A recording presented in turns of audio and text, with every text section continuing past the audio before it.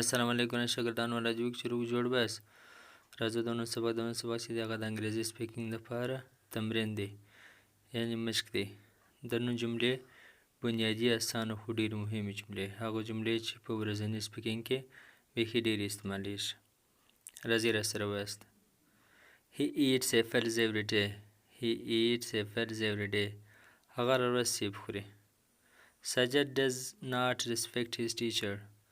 Sajid does not respect his teacher. سجد خپل استاد احترام نه کوي.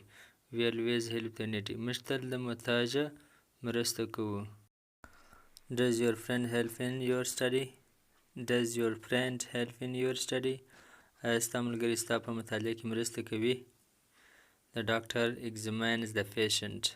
The doctor examines the patient. ډاکټر ناروغ ګوري. Who buys the car for you? Who buys the car for you? تا ته موټر څوک ته رانیسي When do you start this work? When do you start this work? ته دا کار څه وخت پیلوې شروع کوې Which story do you like to read?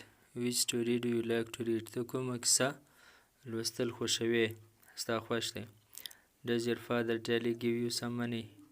Does your father daily give you some money? آیا ستا پلار هره ورځ تا ته یو څه پیسې درکوي روزانه